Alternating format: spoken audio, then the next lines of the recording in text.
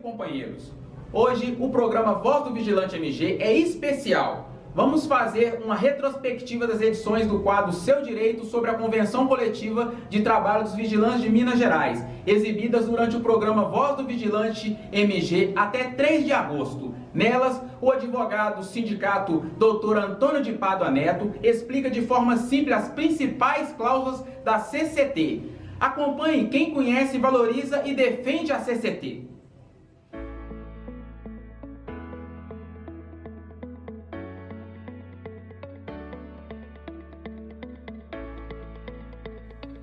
Seu direito. Além de ser uma conquista grande a manutenção das cláusulas da convenção, nessa questão dos custos e reuniões a gente teve alguns avanços também que nós vamos explicar aqui de forma sucinta, mas que vai trazer algum esclarecimento para o vigilante. A CCT manteve na cláusula 10 a questão referente aos custos e reuniões. O que é isso? Aqui a gente está disciplinando como que é feito os custos que a empresa vai ministrar para o vigilante no decorrer do contrato de trabalho. Então, aquelas reuniões que a empresa quer fazer com os vigilantes, os custos que são profissionalizantes, que às vezes o setor que o vigilante trabalha exige que ele faça para poder se adequar às normas da empresa, isso tudo está disciplinado nessa cláusula. Aqui, gente, o curso não pode ser feito fora da jornada de trabalho do vigilante. Se for, tem que pagar hora extra. Então é bom ficar atento a essa situação. Se você fizer algum curso que extrapolar a sua jornada, você tem direito a hora extra nisso daí. Outra coisa que a gente precisa trazer aqui, que é importantíssima, é a questão das reciclagens. Isso traz muita dúvida para o vigilante. Como que funciona? Quem tem que pagar? Como é que fica a questão da minha refeição? Se eu sou do interior e tenho que ir para Belo Horizonte, como é que fica o meu alojamento? Então isso tudo, gente, está aqui na convenção. No caso da reciclagem, o curso, gente, tem que ser quitado integralmente pela empresa. O que isso quer dizer?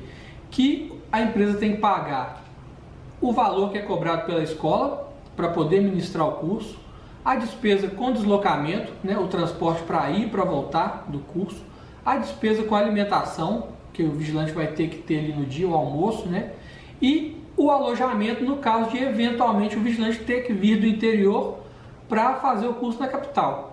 Então, gente, esse alojamento é bom o vigilante ficar sempre atento, que ele tem que ter condições mínimas para que o vigilante possa pernoitar ali, né? Descansar para depois, no outro dia, ir fazer as aulas. Não pode ser um alojamento muito jogado, não. O vigilante tem que ficar atento nessa situação e exigir da empresa que ele disponibilize para ele um local adequado para poder passar a noite. É sempre bom lembrar, né, que a reciclagem tem que ser realizada em 5 dias consecutivos. Então o empregador não pode exigir que você faça a reciclagem só nos seus dias de folga, não. Você, sua folga é dia tal, você faz um dia lá, depois faz outro dia no outro dia de folga. Não pode isso não, gente. 5 dias consecutivos são, salvo engano, 50 horas aulas, então você pode ter ali 10 horas por dia de curso. Então, importante frisar, tem que ser 5 dias consecutivos. Nada de exigir que o vigilante faça a reciclagem no dia de folga dele, não. Outra coisa, nós tivemos aqui, gente, um ganho importantíssimo para a categoria esse ano. Algo assim, um ponto de partida para a gente conseguir maiores avanços aí para frente. Agora, gente, o vigilante, quando ele vai ser demitido da empresa, ela não pode dispensar ele sem quitar o custo de reciclagem se tiver faltando 2 meses para a reciclagem vencer. Então, se vai demitir o empregado e a reciclagem dele está para vencer com 2 meses ou menos, a empresa tem que pagar o curso, o vigilante faz o curso, depois ela pode demitir. Não pode demitir o empregado e deixar ele sem o custo de reciclagem faltando 2 meses, não.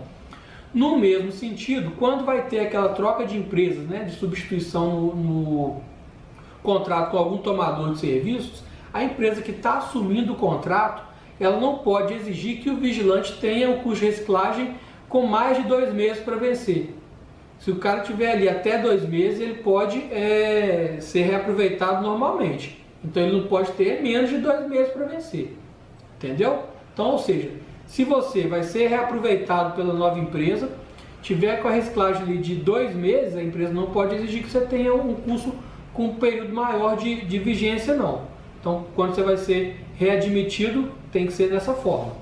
se você for demitido, né, voltando naquela questão, faltando 2 meses a reciclagem para vencer, e a empresa não te pagar o custo de reciclagem no curso do aviso prévio ali, ou nos meses que antecedem, ela pode fazer o pagamento do custo na rescisão, e aí você vai utilizar aquele dinheiro ali para poder custear a sua reciclagem.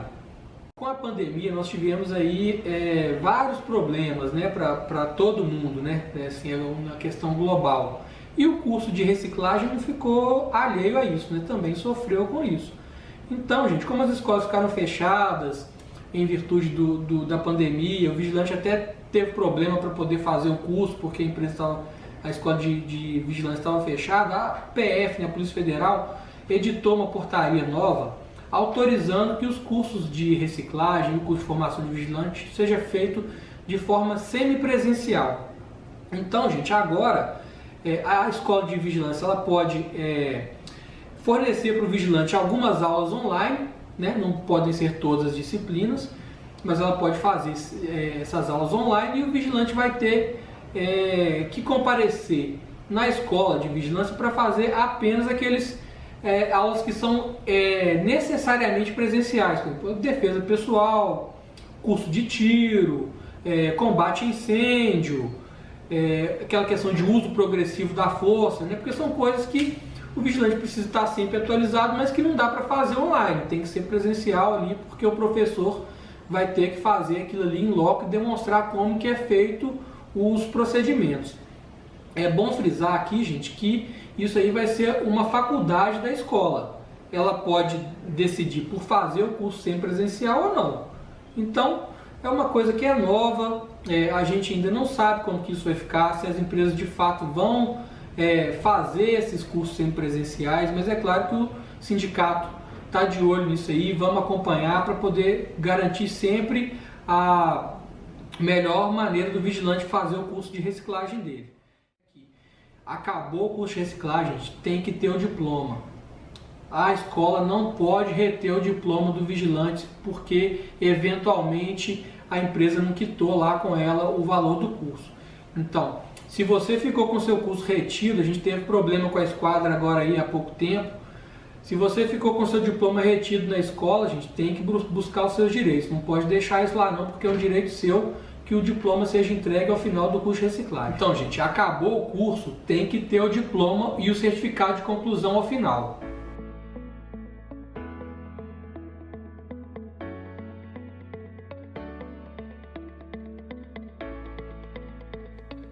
Seu direito. Vamos falar aqui um pouco hoje, né, dando continuidade àquela temática nossa referente à Convenção Coletiva de 2021. Hoje nós temos aqui para trazer a questão referente ao adicional de horas extras, né, que é um benefício que a gente tem aqui na Convenção, que é um pouquinho diferente do que está na lei, né? A gente aqui tem uma coisa um pouquinho mais benéfica para o trabalhador, igual eu vou explicar.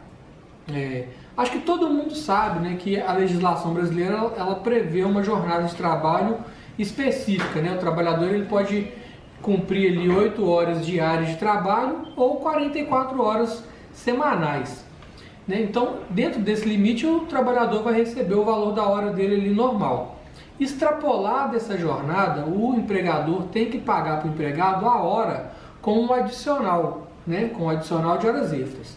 A legislação prevê na CLT um adicional de 50%, né? Então a pessoa trabalha, recebe a hora com um adicional de hora extra de 50%.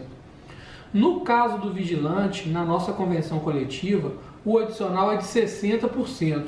Ou seja, vocês têm aí um plus, né? Recebe 10% a mais do que a maioria dos trabalhadores. Então, trabalhou em jornada superior a 8 horas diárias ou 44 semanais, vai ter um adicional de hora extra de 60%, 10% acima do valor que é pago para as demais categorias aí que não tem isso entabulado em convenção coletiva.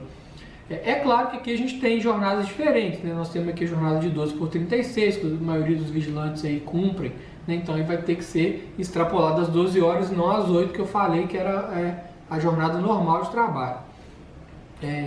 Esse adicional de horas extras, é importante falar que ele também vai ser aplicado para quem não faz não tem o gozo do intervalo intra-jornada, que é o intervalo para refeição.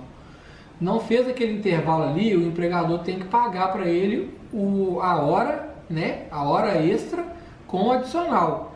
Então assim, às vezes a gente vê que muita empresa não garante para o empregado o direito a fazer o gozo do intervalo intra-jornada e não paga para ele a hora com o adicional, não, paga só o adicional de horas extras. Isso está errado, tem que pagar a hora com o adicional.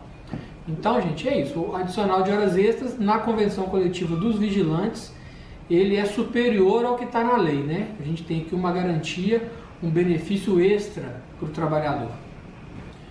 Então, gente, outra coisa importante o trabalhador que faz aquela jornada que eu disse, a jornada especial de 12 por 36, no dia que ele está ali, né, no repouso dele ali, entre um dia de trabalho e outro, pode acontecer do empregador precisar dele, né, e convocá-lo para o trabalho. Nesse dia que ele vai trabalhar extra, que a gente fala assim, o usual do vigilante, eu fiz um plantão extra em um setor diferente ou no meu setor para cobrir um colega, nesse dia você vai ter que receber o dia como hora extra e tem que receber ticket de refeição e vale transporte por esse dia trabalhado também. Não podemos deixar de ressaltar essa situação, não. Dentro da mesma linha de raciocínio que a gente tem lá do adicional de horas extras, a convenção coletiva dos vigilantes também tem um plus aqui, né? Uma coisa assim, um benefício maior para o vigilante relacionado ao adicional noturno. O que é isso? A pessoa que trabalha de 22 às 5 da manhã, ela tem direito ali a receber a hora com o adicional. Na legislação brasileira, esse adicional é de 20%. Né? A pessoa trabalha ali à noite, ela tem a hora normal com 20% de adicional noturno. No caso do vigilante, a nossa convenção aqui, ela prevê um adicional de 40%, ou seja, é o dobro. Né? É um benefício assim, de extrema importância. Foi conquistado a duras penas aí pela categoria há muito tempo e que assim a gente tenta todo ano manter isso também a duras penas durante o processo de negociação coletiva. Então, gente, trabalhou à noite de 22 às 5 da manhã, o adicional noturno é de 40% sobre a hora normal. É assim, o dobro do que está na lei, né, gente? É um benefício que eu dificilmente vejo, né, nesses anos que eu tenho aí de advocacia, que eu não tenho costume de ver isso em outras normas coletivas, não. É uma coisa que é muito específica para o vigilante.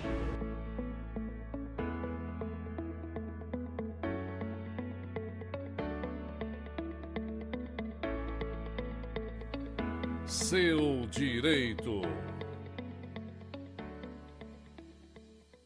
Bom, gente, hoje nós vamos falar um pouquinho aqui de dois temas da Convenção Coletiva de Trabalho. Primeiro vamos falar da periculosidade. Né? Nós tivemos aí um avanço para a categoria, né, nos últimos anos, conseguimos implantar na legislação o adicional de periculosidade para o vigilante. Né? Para quem é da categoria há mais tempo, lembra, antigamente a gente tinha na nossa convenção o pagamento de um adicional de risco de vida, né, que era um percentual até menor do que o adicional de periculosidade. Então, depois, com o advento da legislação nova com relação a esse tema, nós passamos agora para ter o adicional de periculosidade. Né? O que é isso? É o vigilante que trabalha exposto a risco de roubo, de violência física, que é o que a maioria de vocês, né, 99,99% vive no dia a dia, tem direito a receber o adicional de 30% sobre o seu salário.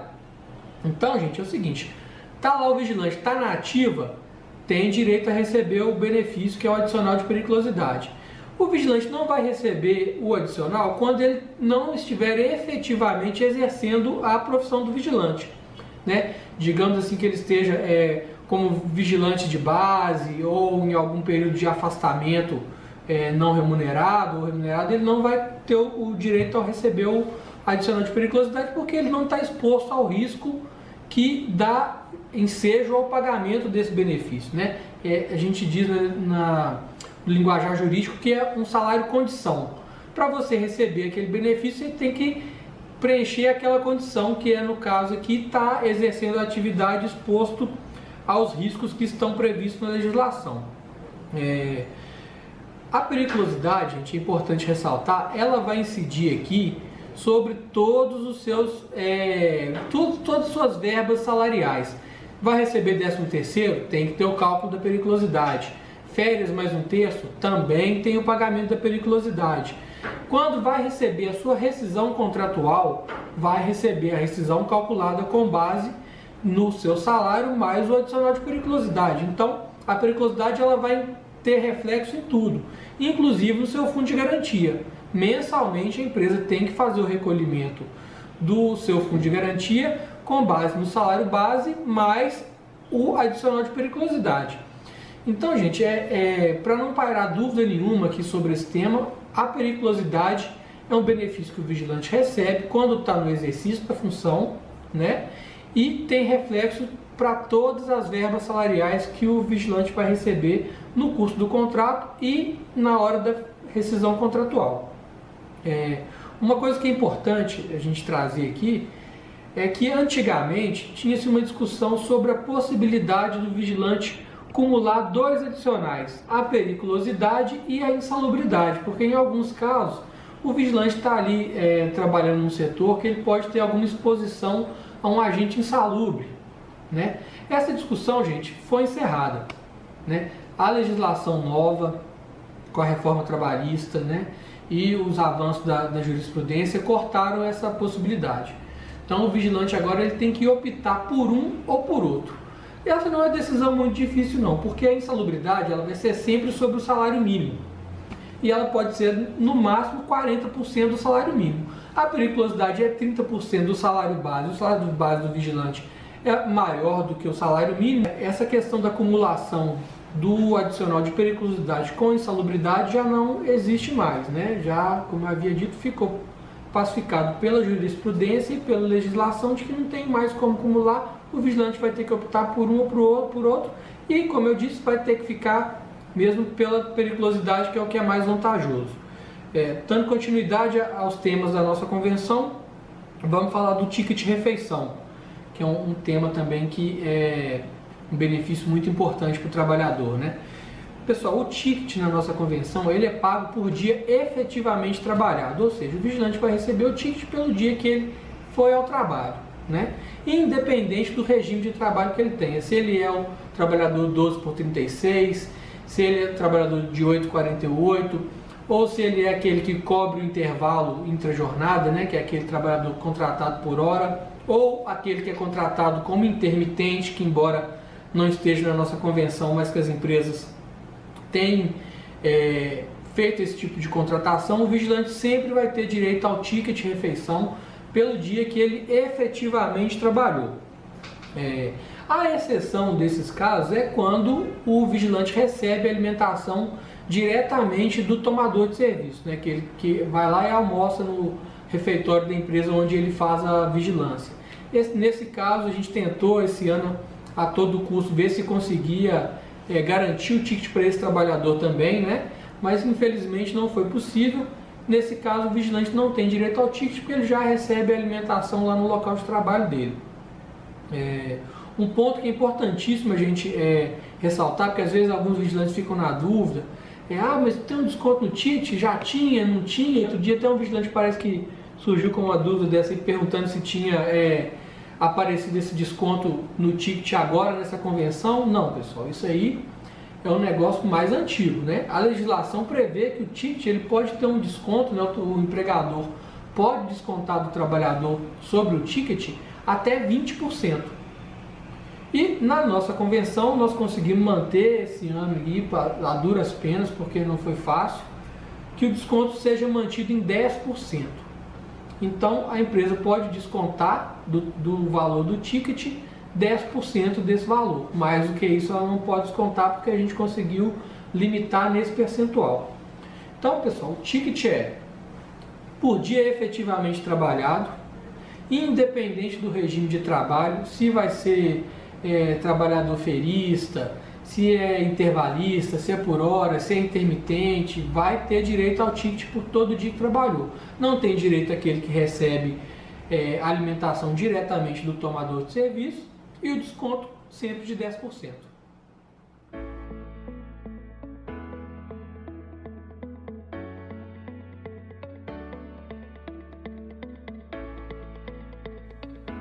seu direito.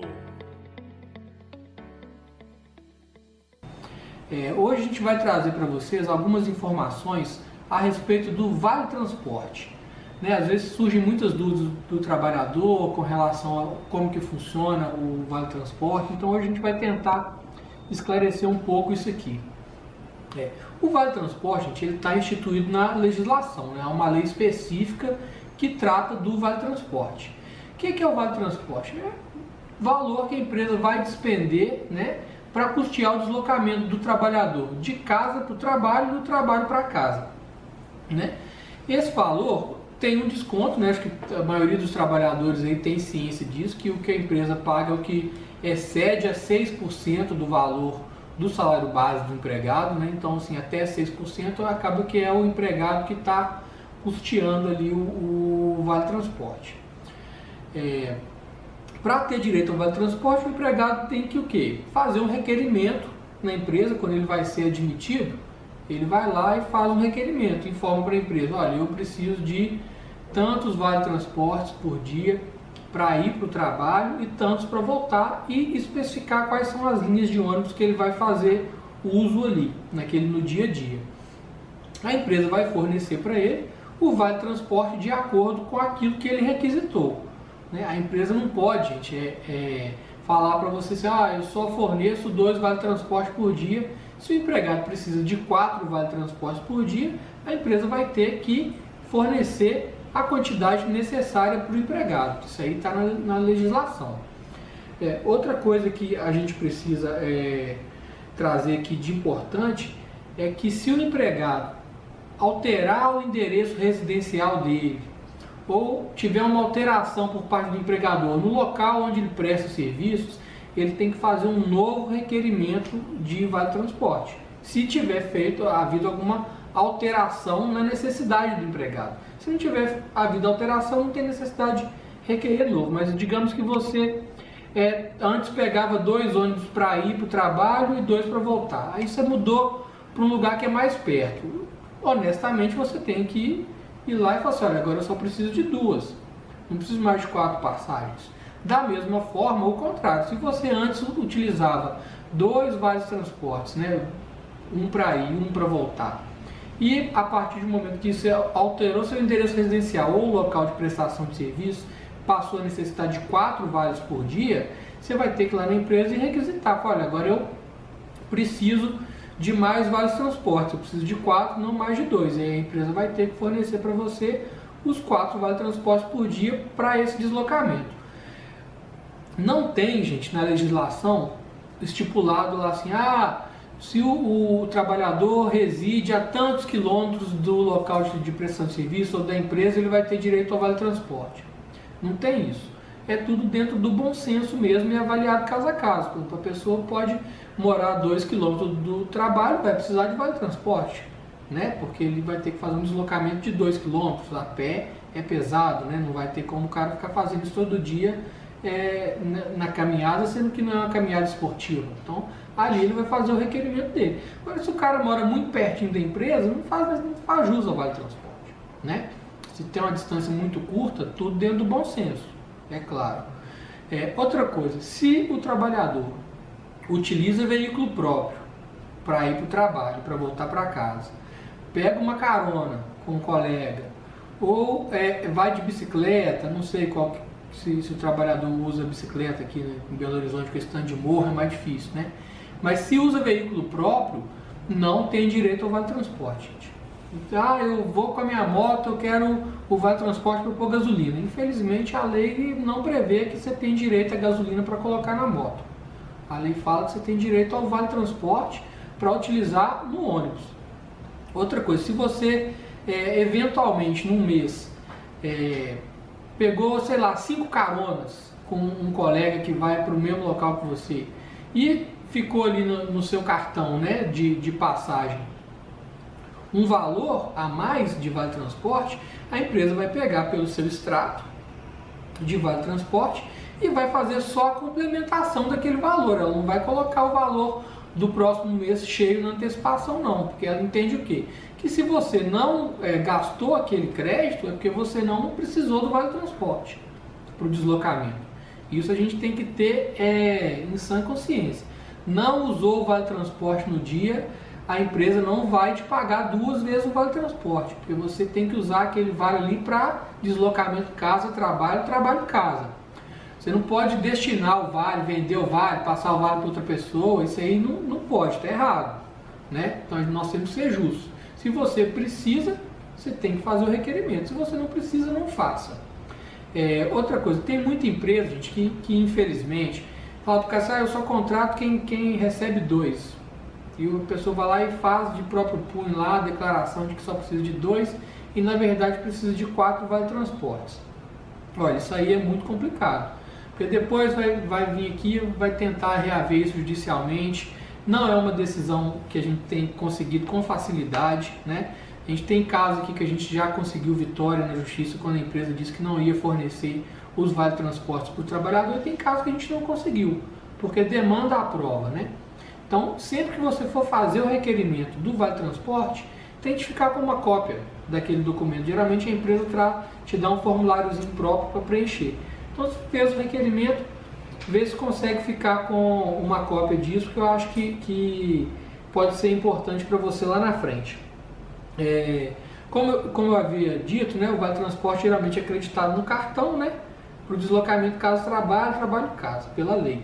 A convenção coletiva nossa aqui dos vigilantes, como ela abrange todo o estado de Minas, com algumas exceções, né, das cidades e localidades que tem o sindicato próprio, ela tem uma flexibilização, né? Para quem está no interior, é permitido dar o Vale Transporte em dinheiro, né? Porque geralmente no interior não tem a bilhetagem eletrônica igual aqui em BH, ou não tem a mesma quantidade de transporte público. São peculiaridades de cada cidade. Então no interior pode-se dar o Vale Transporte em dinheiro, porque tem a flexibilização na convenção coletiva. É importante dizer que esse dinheiro que o trabalhador vai receber não vai servir de base de cálculo para o fundo de garantia, nem para férias, nem 13º, nem nada. É um valor que a empresa paga ali como se fosse o Vale Transporte, que em vez de acreditar no cartão, antigamente era aquele valezinho de papel, né? Não existe mais há muito tempo, fácil por dinheiro, ante a peculiaridade de cada localidade aí no interior de Minas. Bom, um outro ponto que a gente tinha para poder, tem na verdade, né, para poder abordar aqui com vocês hoje é a respeito do plano de saúde. Acho que todo trabalhador vigilante aí sabe que ele tem direito a um plano de saúde, está previsto na convenção. Quando é contratado pela empresa, vai ter direito a aderir ali a um plano de saúde. No plano de saúde, gente, a gente tem algumas dúvidas, geralmente com relação à inclusão do dependente, como que isso funciona. Então, pessoal, é o seguinte, foi contratado, vai apresentar lá para a empresa, geralmente eles pedem, né, certidão de nascimento dos filhos, certidão de casamento, aquela documentação que o empregador geralmente exige no ato da contratação. Você não vai automaticamente ter incluído seus dependentes no plano de saúde, não. Você vai ter que manifestar a sua vontade lá para a empresa. Você, olha, gente, eu tenho 2 filhos, uma esposa, e eu quero incluí-los como dependentes. Você vai ter que apresentar esse requerimento lá por escrito da inclusão dos dependentes. Geralmente a empresa já te entrega isso lá quando vai te contratar. E aí a empresa vai incluir os dependentes no plano de saúde. Esses dependentes, o empregado vai arcar com tudo, mensalidade e coparticipação, sendo que do empregado ele só arca com a coparticipação, né? Não tem mensalidade, a mensalidade é custeada pelo empregador. E aí, do dia que fez o requerimento, a empresa tem 30 dias para poder incluir o dependente. Não é que eu fiz aqui agora, amanhã já vai estar incluído o dependente. Infelizmente, gente, não é assim, né? Tudo tem burocracia e tem prazo. Então, fez a inclusão do dependente, daí 30 dias o dependente vai passar a ter direito a usar o plano de saúde. Outra questão, gente, quando o empregado afasta do trabalho para poder entrar em gozo de algum benefício previdenciário, auxílio-doença, auxílio-acidente, ele vai ter direito ao plano de saúde sem custo nenhum para ele, exceto a coparticipação, por 12 meses. Passado esse período, infelizmente, o empregado não tem mais direito ao plano de saúde, a menos que ele retorne ao trabalho. Então, durante o afastamento previdenciário, vai ter direito ao plano de saúde por 12 meses. né, da data que afastou, 12 meses a partir dali, sem custo nenhum, exceto a coparticipação. Outra coisa, empregado intermitente tem direito ao plano de saúde? Tem.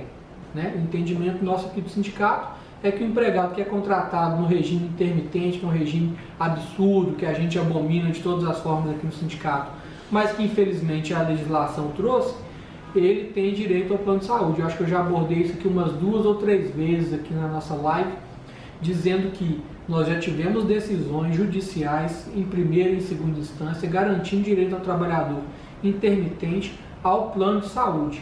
Então, gente, foi contratado como intermitente, a empresa tem que te dar o plano de saúde todo mês. Se não houver contratação do plano de saúde, o que acontece com a empresa? A convenção prevê uma multa, né, pesada de um salário por mês do empregado, né, o salário base, por mês que o empregado não tiver o plano de saúde. Então, não fez a contratação do plano de saúde, tem essa multa prevista na convenção. Infelizmente, essa multa só é aplicada judicialmente, né? Não tem multa administrativa para isso, não teve direito, a gente tem que ajuizar uma ação para poder cobrar a multa convencional pela ausência do plano de saúde. Bom, pessoal, acho que é isso que a gente tinha para relatar aqui a respeito do trabalhador intermitente e do trabalhador normal com relação ao plano de saúde. Todos vão ter direito ao benefício, né? Está previsto na nossa convenção. Se não tiver o plano de saúde, tem a multa e aí a gente tem que ajuizar uma ação para poder cobrar a multa no caso de não ter garantido esse benefício previsto na nossa convenção.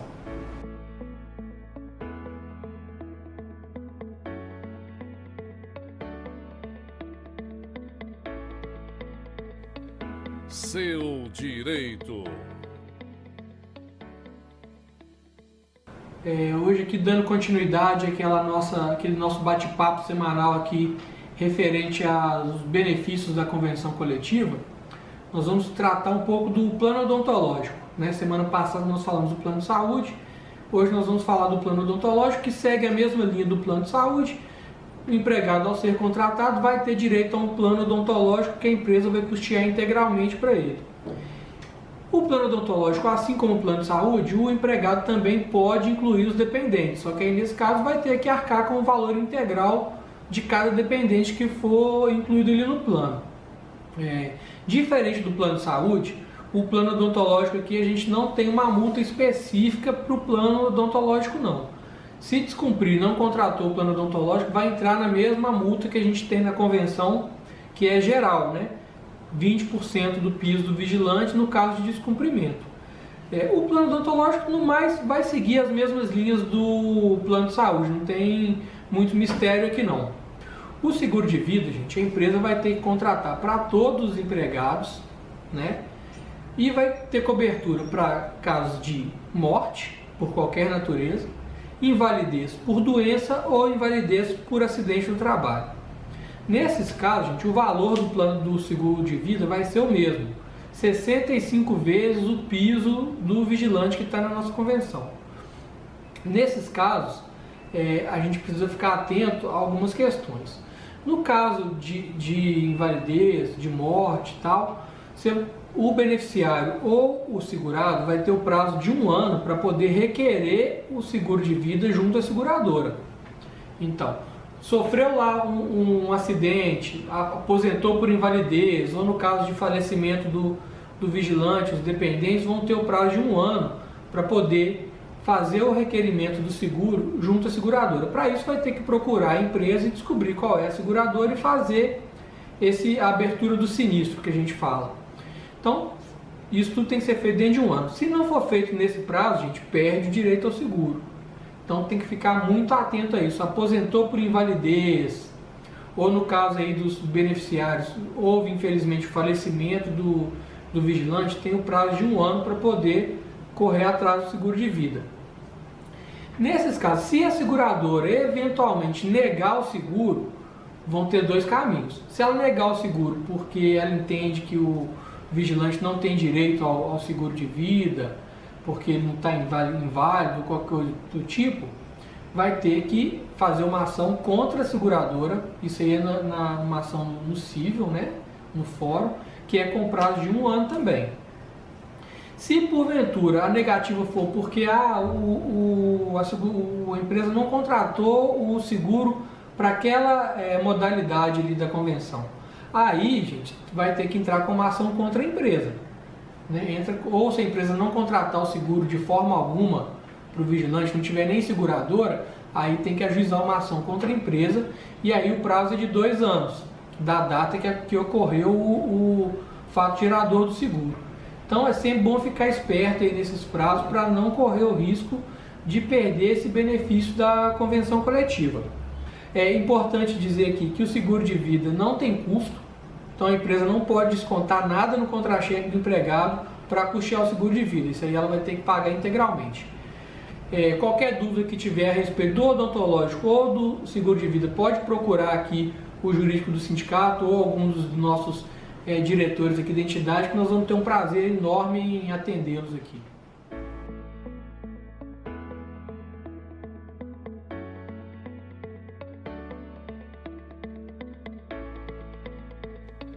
Seu direito. Hoje nós vamos falar aqui de 2 temas da nossa convenção coletiva, né? Primeiro vamos falar aqui da cláusula 20ª, que trata do deslocamento do trabalhador.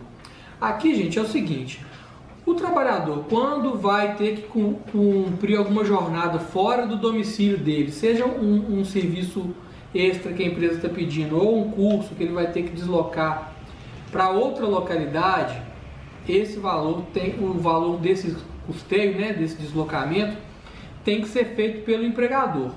O que é isso aqui, gente? É o seguinte: digamos que você mora em Belo Horizonte e vai ter que cobrir férias de um colega lá em Congonhas, que vai ter que sair de férias, não tem ninguém lá na cidade para cobrir as férias dele, você vai ter que ir para lá.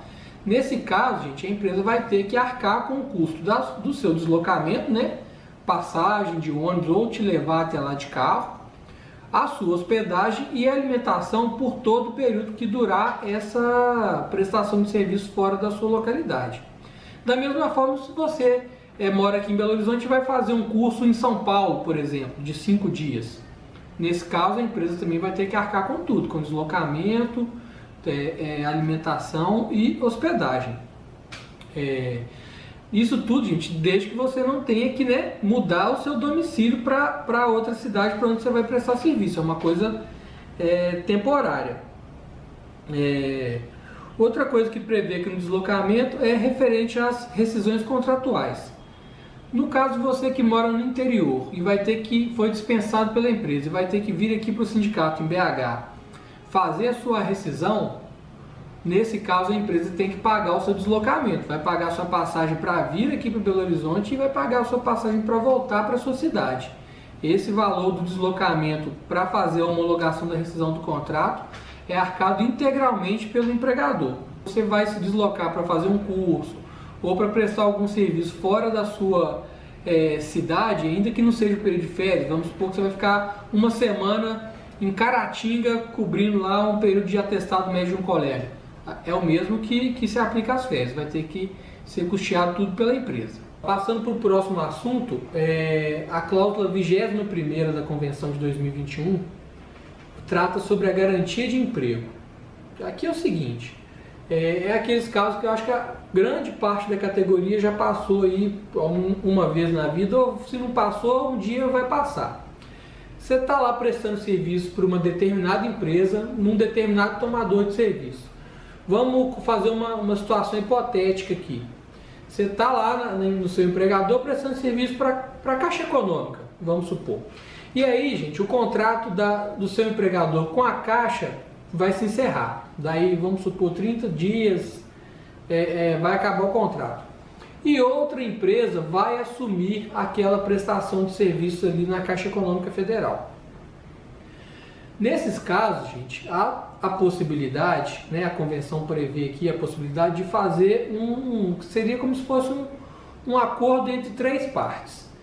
A empresa que vai assumir o contrato de prestação de serviço manifesta interesse em absorver a sua mão de obra para continuar prestando serviços ali para aquele tomador, ou porque o tomador já está acostumado com você ali no dia a dia e gostaria que você permanecesse, ou porque ela não tem mão de obra suficiente e vai precisar da sua mão de obra ali, né? E a empresa para a qual você trabalha atualmente também não deseja, não tem como te realocar em outro contrato. Então, estando as três partes em comum acordo, você vai ser admitido pela nova empresa, né? Nesses casos, vai receber a rescisão contratual da empresa que te paga atualmente, com a exceção do aviso prévio, porque você já vai estar empregado, então não vai ter essa obrigação do aviso prévio, né? A convenção prevê essa dispensa do pagamento do aviso. E em contrapartida, a empresa que está te assumindo não vai poder fazer um contrato de experiência com você. Então, gente, é isso. Assim, você está num determinado setor, vai trocar a empresa, você pode ser absorvido pela empresa, né, nova, desde que o seu empregador não queira te aproveitar em outro contrato.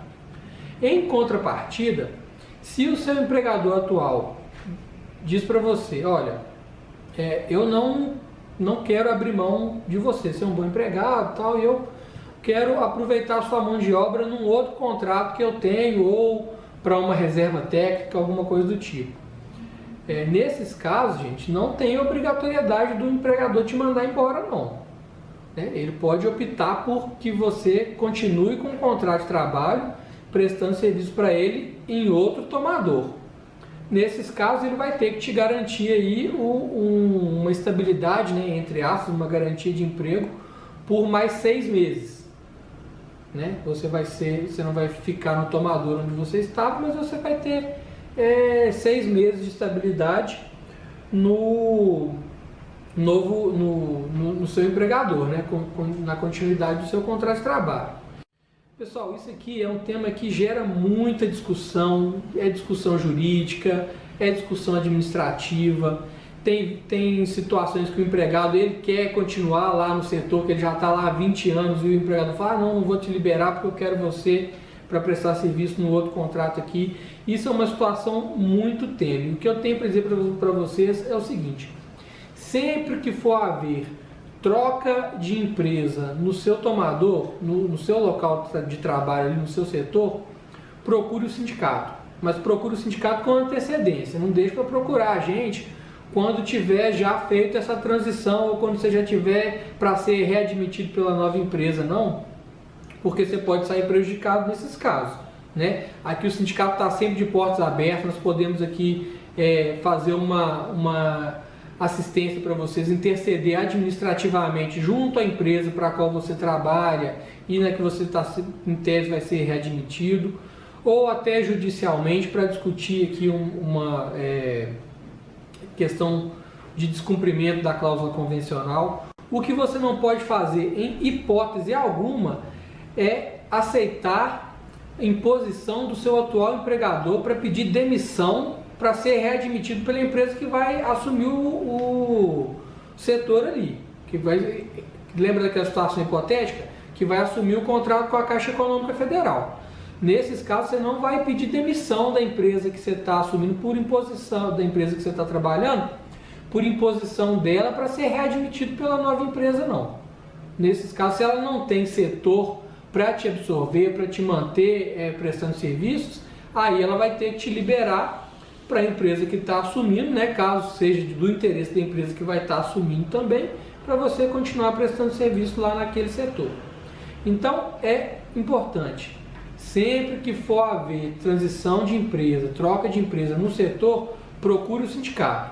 Né? A convenção prevê que o sindicato tem que participar de todo esse processo. Ele tem que ser comunicado pelas empresas dessa troca de empresa que está assumindo o contrato de prestação de serviços aqui, para que ninguém saia prejudicado nessa situação.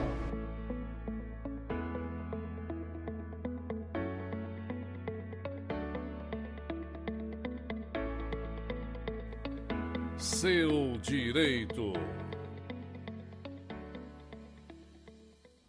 Então, pessoal, hoje nós vamos abordar mais alguns pontos da Convenção Coletiva dos Vigilantes. É um ponto que é importantíssimo a gente trazer aqui, que é uma conquista da categoria, que são poucas as que tem isso no Brasil, hein? É uma coisa que é importante mesmo. Tinha na legislação, antigamente, o pessoal vai se recordar aí, obrigação das empresas de fazer a rescisão, né, a homologação da rescisão de contrato do empregado que tinha 1 ano ou mais de contrato de trabalho no sindicato profissional. O que aconteceu? Veio a reforma trabalhista e tirou esse direito do trabalhador, essa garantia que o trabalhador tinha de ter a rescisão dele homologada pelo sindicato profissional, né? Ter uma conferência digna e real dos valores que ele estava recebendo ali. Na convenção coletiva dos vigilantes havia já essa previsão de que a rescisão de quem tem mais de 1 ano de contrato tem que ser feita aqui no sindicato, e nós conseguimos a manutenção disso em todas as nossas convenções, mesmo depois da reforma trabalhista. Então, pessoal, foi mandado embora mais de 1 ano de contrato de trabalho com a empresa, a sua rescisão tem que ser feita obrigatoriamente aqui no sindicato dos vigilantes. Nós tivemos aí um período da pandemia que infelizmente o sindicato precisou ficar fechado e algumas rescisões não puderam ser feitas aqui na entidade, porque o prédio estava fechado. Então, essas rescisões foram feitas diretamente com a empresa, em caráter excepcional, mas ainda assim todas as rescisões foram encaminhadas aqui para o nosso departamento de homologações. E todas essas rescisões foram conferidas pelo setor aqui do sindicato.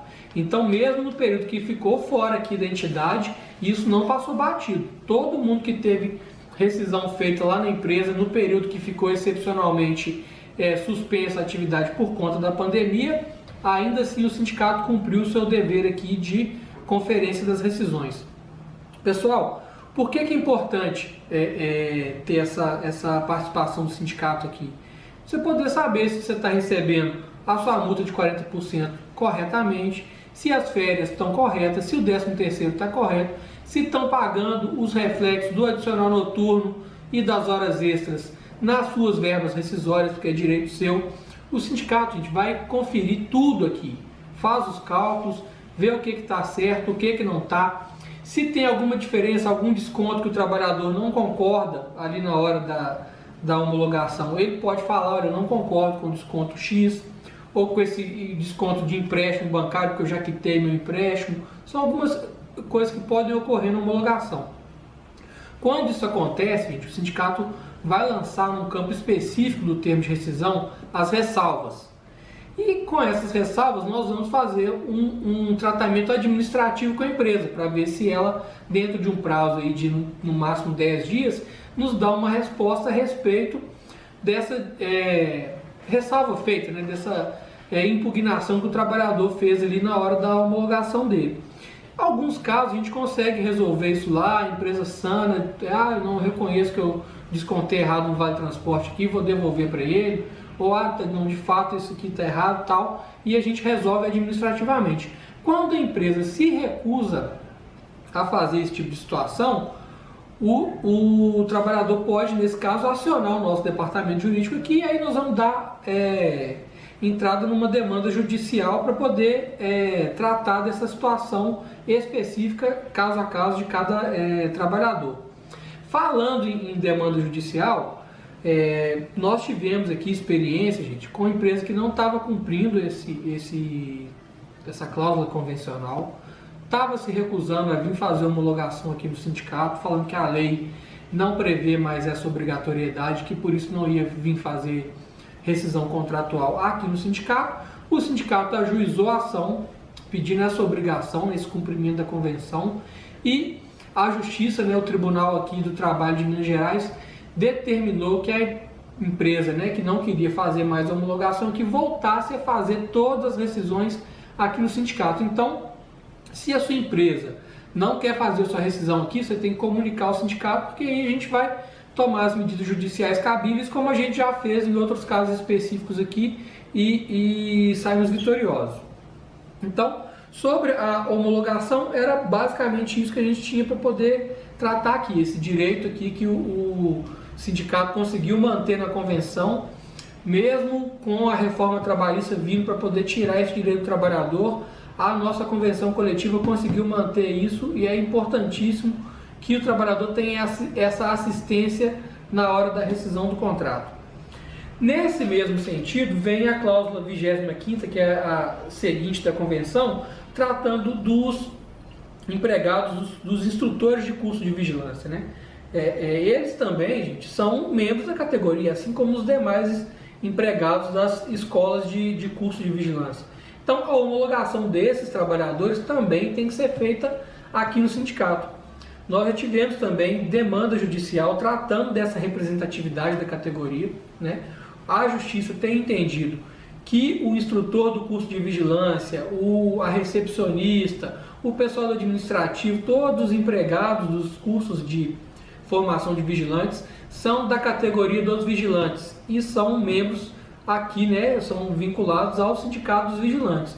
Então, rescisão contratual de empregado de escola de vigilância, seja instrutor ou membro ali da área administrativa, também tem que ser feita aqui no sindicato.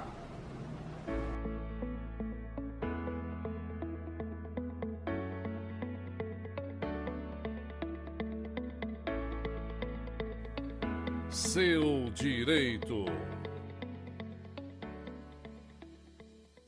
Vamos dar início aqui, né, mais uma vez, ao nosso quadro sobre as atualizações da Convenção Coletiva de Trabalho, né, de 2021. Nós chegamos na cláusula 26ª, referente à dispensa dentro do trintídio que antecede a database. O que é isso? O nome é um pouco complicado, mas eu vou tentar explicar de forma bem simples. Todo ano, o sindicato tem a database da categoria para poder dar início às negociações coletivas e fechar a convenção coletiva. No caso dos vigilantes, né, aqui do estado de Minas, a database é 1º de janeiro. Então, a legislação prevê que em caso de dispensa nos 30 dias que antecede essa database, no dia 30 de janeiro, o empregado que for demitido sem justa causa tem direito a uma multa, que equivale a um salário dele, né, o piso salarial da categoria. O que é isso? É porque quando vem a database, fecha-se uma nova convenção coletiva, tem um reajuste salarial. Então, para evitar que as empresas demitam os empregados antes de fazer o pagamento do salário com esse reajuste, tem a legislação essa multa para poder tentar resguardar um impeditivo para dispensa nesse período. O que aconteceu na nossa convenção coletiva na negociação agora de 2021? Tivemos que acatar uma situação nova, tal, de que nos casos, né, naqueles casos em que houver a troca de empresa, a gente já até tratou disso na cláusula 21ª, né, o empregado vai sair de uma empresa, ela perdeu o contrato com o tomador de serviço, você vai sair daquela empresa ali e vai entrar em uma nova empregadora, vai continuar um contrato, vai iniciar um contrato de trabalho com outra empresa, mas vai permanecer no mesmo setor. Nestes casos em que há a dispensa por imposição do contrato, da perda do contrato pela empregadora, ficou dispensada a aplicação dessa multa. Por quê? Porque o trabalhador não vai ter prejuízo, né? Aqui no caso ele vai continuar com o contrato de trabalho dele vigente, mas agora com uma nova empresa, vai receber o salário com o reajuste.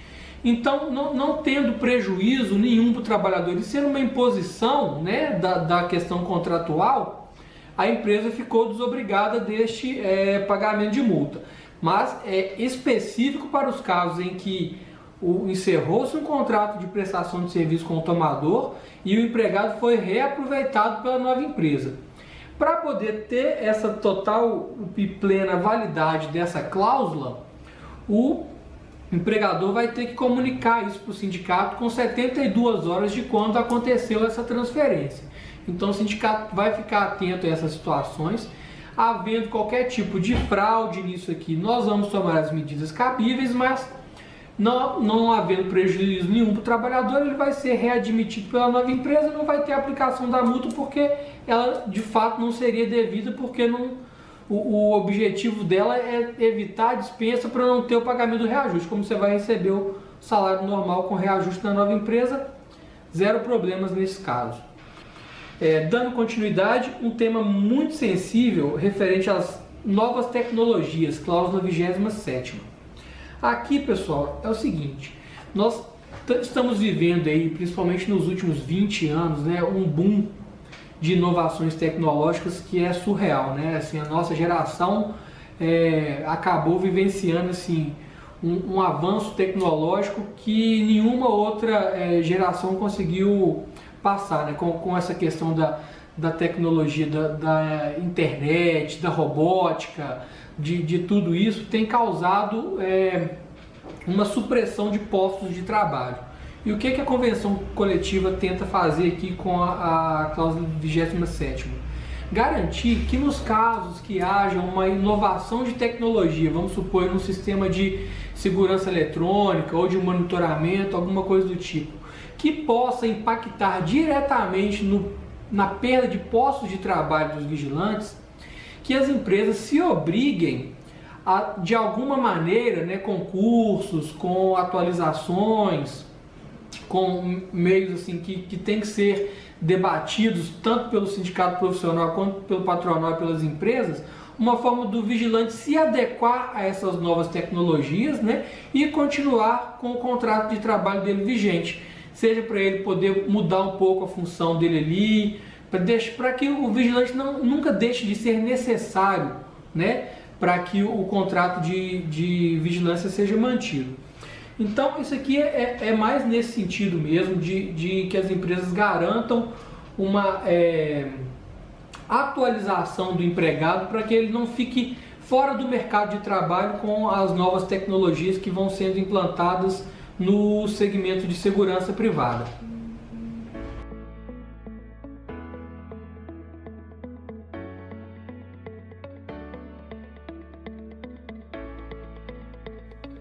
Seu direito. Hoje, pessoal, a gente vai falar sobre a cláusula 28ª, que trata da suspensão dos empregados. O que é isso? O empregador, no caso, né, a empresa, ela pode aplicar algumas punições ao empregado, quando ele comete algumas faltas, infrações à legislação, infrações ao regimento interno da empresa ou que está estipulado no contrato de trabalho. E uma dessas punições possíveis, e é uma punição mais grave, inclusive, é a suspensão. O que é isso? Eu acho que no popular o pessoal costuma falar que é o balão, né? Fala, tomou um balão. É suspensão disciplinar. O empregado vai ficar suspenso do trabalho por 1 ou 2 dias, de acordo com o que o empregador entender cabível para aquela falta que o empregado cometeu. Nesses casos, a convenção ela prevê que de forma expressa que o empregador tem que informar para o vigilante qual é o motivo da suspensão que ele está recebendo. Então, sabe, por ter faltado ao trabalho no dia tal e tal e tal e tal, recebe uma suspensão de 1 dia. Então, assim, a suspensão, quando vai ser entregue ao vigilante, ele vai ter que ter ciência ali de por que ele está sendo suspenso do trabalho. Aqui, gente, é o seguinte, o empregado não precisa de plano concordar com a punição que a empresa está aplicando nele, não. Se ele achar que a punição é indevida, que ele não cometeu aquela falta, ele pode se recusar a assinar aquela suspensão.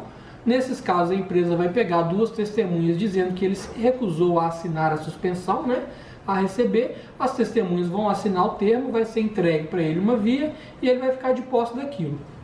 Futuramente, quando o vigilante for sair da empresa, ou se ele porventura quiser ajuizar uma ação para poder anular a suspensão que ele recebeu, ele pode. Né? Aqui no nosso departamento jurídico nós já ajuizamos demandas nesse sentido, inclusive conseguimos reverter suspensões que o empregado tomou indevidamente. A cláusula 29ª trata das revisões de armas e munições. O que é isso?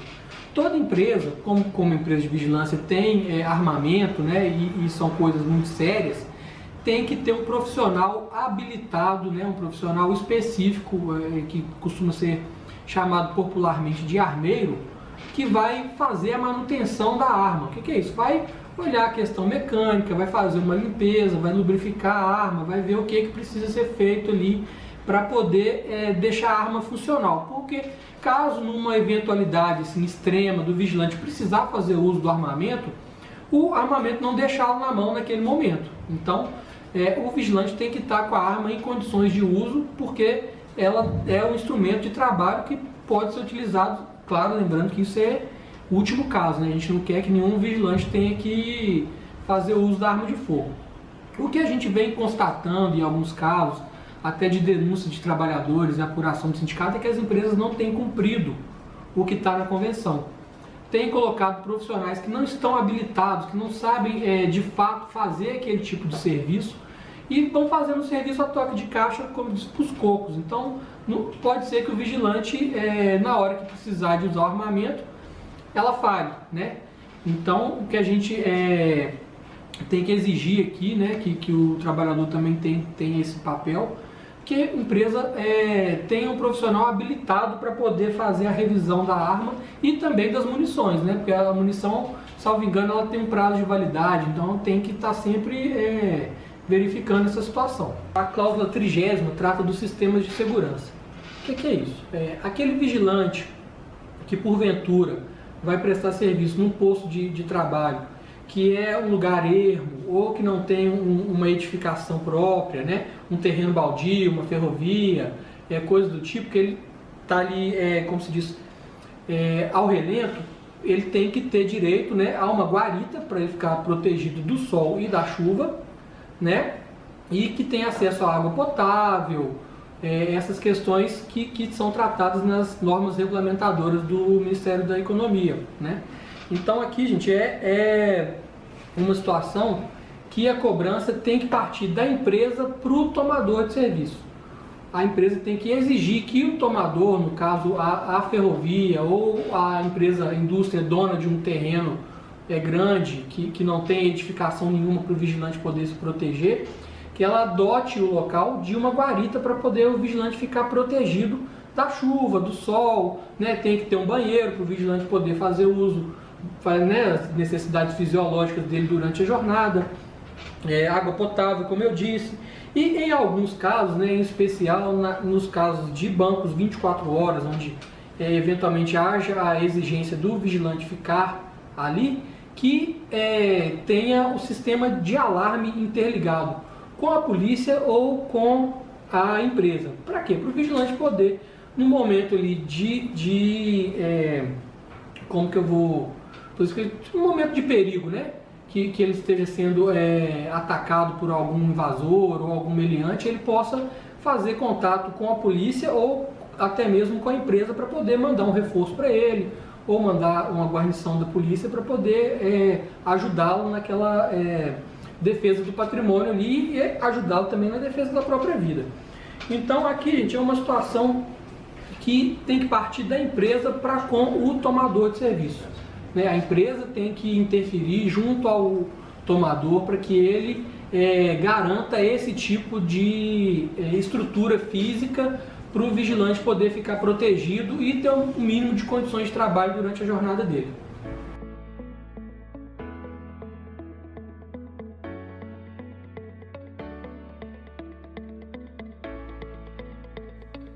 Seu direito.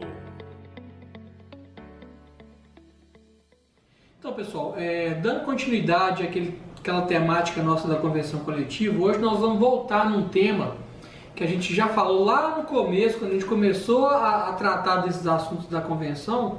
A gente falou um pouco assim, de algumas cláusulas esparsas e como a gente está seguindo uma ordem cronológica aqui da convenção, chegamos na cláusula 31ª, que é referente à estabilidade pré-aposentadoria. Muitos vigilantes têm pedido para poder a gente falar um pouquinho mais, então nós vamos aqui tratar novamente desse tema, que é um tema que é muito sensível mesmo para a categoria. Então, pessoal, a Convenção Coletiva dos Vigilantes prevê na cláusula 31ª uma garantia de emprego pré-aposentadoria de 18 meses. O que é isso? O vigilante que estiver há 18 meses para poder aposentar por tempo de contribuição, seja especial ou seja aposentadoria normal, ele tem direito a essa garantia de emprego. Só que para viabilizar essa garantia, ele precisa cumprir alguns requisitos que estão na convenção. Um desses requisitos é comunicar à empresa de forma antecipada essa situação dele de pré-aposentadoria, né? Que ele está ali com um tempo para aposentar e falta menos de 18 meses ali para ele poder atingir esse tempo. Então, pessoal, o vigilante precisa apresentar lá para a empresa um comunicado com a contagem de tempo, seja com o CNIS lá do INSS, comprovando lá assim, olha aqui, ó, eu, fulano de tal, estou prestes a aposentar, faltam menos de 18 meses. Estando dentro dessa situação, o vigilante vai ter direito a essa garantia de emprego. O que é isso? Ele não vai poder ser mandado embora sem justa causa. Agora, ele não está livre ali de uma dispensa por justa causa. Então, a garantia de emprego não é um álibi para o vigilante fazer o que ele bem entender na empresa, não. Ali ele vai ter essa estabilidade contra uma dispensa arbitrária ou dispensa sem justa causa do empregador. Como nós falamos na última live, o trabalhador precisa protocolar na empresa essa documentação no prazo máximo de 30 dias. Então, ele tem que levá-la para a empresa. Quando ele fala, estou aqui, vai faltar 18 meses para a minha aposentadoria. Então, com 30 dias faltando para esses 18 meses, ele vai apresentar isso lá. Pode apresentar isso já estando correndo o prazo de 18 meses, faltando 12 meses, faltando 6 meses, faltando 1 mês? Pode. Né? O que não pode é fazer isso muito antes dos 18 meses, porque ele não vai ter essa garantia de emprego. Então tem que apresentar, completou lá, falta 18 meses para aposentar. Desse prazo de 18 meses, né, do início dele, você tem 30 dias para comunicar à empresa. Para ela poder não te dispensar sabendo que você está com essa estabilidade. Pode fazer por AR, enviar uma cartinha, por exemplo, eu sou do interior e a empresa só tem escritório em Belo Horizonte, ou só tem sede numa cidade um pouco maior, próximo à minha cidade aqui. O ideal é que você faça com aviso de recebimento. Você vai mandar uma carta, né, com a R lá no correio, e aí essa carta vai voltar para você com um comprovante de que foi entregue. Você tem que guardar esse comprovante, né? Porque é isso que vai provar que você comunicou a empresa dentro do prazo para poder ter direito à estabilidade. Outra coisa, em relação à pré-aposentadoria. É imprescindível, gente, que o vigilante faça o comunicado. Ele tem que cumprir a obrigação dele de comunicar a empresa. Ah, fui demitido e estou dentro do prazo de estabilidade. Você comunicou a empresa? Ah, não comuniquei. Falei, gente, não tem jeito. Se você não cumpriu a sua obrigação de comunicar a empresa, apresentar para ela lá o documento do INSS, que comprova que falta menos de 18 meses para a sua aposentadoria e você foi demitido, infelizmente, gente, só se a empresa quiser mesmo, dentro da liberalidade dela ali, falar assim, ah, não, beleza, eu estou aqui com o fulano de tal, nosso vigilante aqui há 20 anos e agora está faltando pouco tempo para ele aposentar, então vou rever a situação. Mas aí é só se a empresa quiser. Se a empresa não quiser, bater o pé e falar assim, olha, eu não vou readmitir não, porque você não me comunicou, está dentro do direito dela. Então, é obrigatório para poder ter direito à estabilidade de 18 meses, nessa garantia pré-aposentadoria, que o vigilante comunique a empresa, gente. Sem comunicar a empresa não tem jeito. E se você precisar de algum auxílio para poder fazer esse comunicado, né, para poder informar lá para a empresa essa situação, o sindicato está aqui à disposição. Nós podemos te auxiliar na confecção dessa carta, né, podemos te auxiliar a fazer isso aí para poder ficar um documento, vou dizer, um documento todo bonitinho, certinho ali. O sindicato te ajuda nisso aqui. O que você não pode fazer é deixar passar esse prazo, ok? Continuando, com relação à cláusula 32ª, que aí já vai tratar de assistência jurídica. O que é isso? Não é assistência jurídica que o sindicato presta para o vigilante aqui no sindicato, não. Isso aqui é uma assistência jurídica que é obrigação da empresa, né, fornecer ao empregado para os casos em que ele tem algum processo judicial criminal ou algum inquérito, ou tem que ir a alguma delegacia, quando ele vá para lá em decorrência da atividade. Ou seja, naqueles casos ali, né, em que foi imprescindível, né, não teve outra saída que o vigilante usar a força, né, para poder conter alguma situação de algum cidadão, ou para poder repelir alguma ofensa ou ameaça que ele ou seus colegas, ou mesmo o patrimônio do tomador de serviço estava ali para ser ofendido, ele vai ter assessoria jurídica por parte da empresa. Então, usou a força contra um determinado cidadão, suponhamos, e isso gerou um boletim de ocorrência, você vai ter que ir para a delegacia, prestar um depoimento, e aí vai se desdobrar um inquérito policial. Essa assessoria jurídica, quem tem que te prestar é o empregador, porque você está fazendo aquilo ali representando ele, né? Você não está ali sendo enquanto José que cumpriu, que mobilizou um determinado cidadão, ou que cumpriu alguma coisa ali, usou arma de fogo. Você não é o José que usou, ali é a empresa X que fez aquilo por meio de você. Então quem tem que te garantir essa assessoria jurídica é o seu empregador. Então, teve algum inquérito, precisou ir para a delegacia ou um processo criminal judicial, o advogado aí para poder te assessorar nesses casos, quem vai ter que pagar isso aí vai ser o empregador. Ele não pode descontar nada de você não, né? Isso aqui ele vai ter que arcar como risco da atividade empresarial dele mesmo. Isso aí é ônus do empregador, não é do vigilante. Agora, com relação às outras assessorias jurídicas, vocês já estão acostumados. A gente está aqui no sindicato, tem assessoria jurídica trabalhista, assessoria jurídica no cível para quem é sócio. Isso aí são outros 500, como se diz. Aqui é a atuação do sindicato. Essa aqui, da cláusula 32ª, já é o que a empresa tem que prestar para o vigilante. Por hoje é isso. Na semana que vem, o programa Voz do Vigilante MG será ao vivo e daremos continuidade à apresentação das cláusulas da convenção coletiva. Contamos com sua audiência. Até lá!